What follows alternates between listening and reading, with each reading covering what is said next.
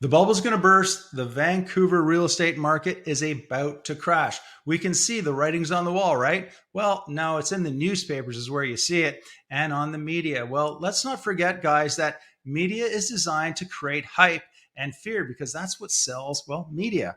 So I'm here to give you a little dose of reality, if you will, and ask you to not freak out too much because my prediction is not quite so dire as what you might see in the media. I'm going to share with you why. So you might be saying, well, Glenn, we're seeing that everything's slowing down in the market and it's definitely on a downturn. Well, you're not totally wrong.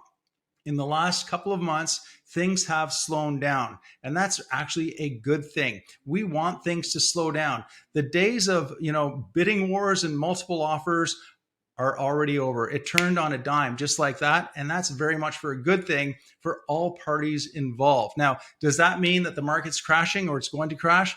No, I don't think so. So why has it slowed down? Well, I'll tell you why. There's a few reasons. Number one is interest rates have gone up. Now, when interest rates go up, that means people's buying power goes down. They can't afford to buy as much. And because they can't afford to buy as much, well, that knocks some people out of the market. They're no longer able to purchase. So that's less demand on the product. Number two, well, is the product itself or inventory, homes for sale.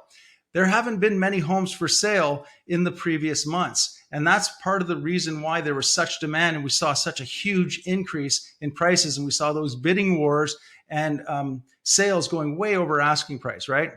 That's not happening anymore. The second reason it's not happening, first remember, was the interest rates went up. Number two is inventory went up. What's that mean? Well, the spring market came, and every spring, we see it every spring, tons and tons of people put their homes on the market. We now have over 4,300 homes on the market here in the Fraser Valley. Just a couple of months ago, it was something like 1,700. So for that reason alone, again, it's a supply and demand thing. There's more homes to choose from, and there's less buyers looking for a home. Now, number three, the reason things have slowed down is also because of the war over in Europe and the Ukraine. That creates some uncertainty, creates some scarcity. People are worried about it, obviously, and it all makes sense. But does that mean the market's crashing? No, not at all. What's happening, folks, is the market is leveling off. It's slowing down and leveling off. Will it dip? Perhaps. And you know what? My prediction is it probably will dip a little bit, especially as we come into the next few months. Every year, every summer, things tend to slow down. Now, the last 2 months, things have slowed down. And as we continue into the summer, you're going to see them to continue to slow down. That does not mean the market is crashing. Here's why I don't think the market in Vancouver is going to crash.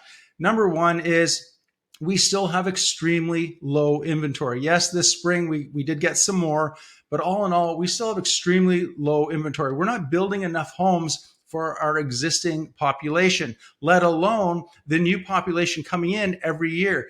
Canada is bringing in 450,000 immigrants in 2022. We're not building that many homes, folks. And those immigrants, they all go somewhere. Most of them go to either Toronto or Vancouver. And those people all need a place to live. We already have a shortage. It's only going to get worse in that sense.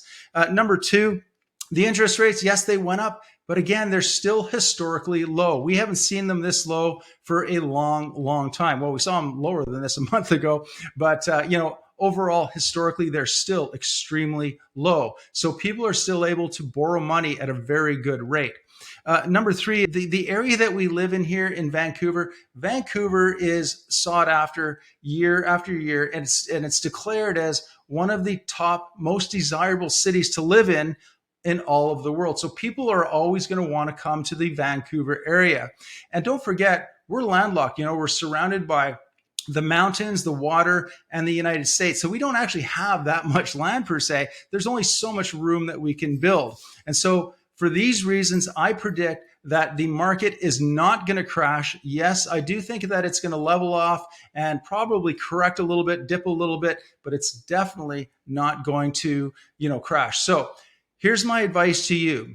If you're thinking, I'm going to time the market and just wait for the right time to either buy or sell, that's a huge mistake. Because look, if you could really time the market, wouldn't you have bought a place 2 years ago?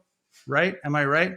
So really what you want to do is don't wait to buy. You want to buy and hold. If you buy and hold, you pretty much can't go wrong. If you buy something now, it's almost certain that 5 years from now, it's going to be worth more than what you paid for it today. I hope that helps. If you have any questions, please feel free to reach out. Give me a call. Again, my name is Glen Hopkins. I'm a realtor here in the South Surrey, White Rock area. My phone number is 604-612-5164. We'll talk soon. Bye for now.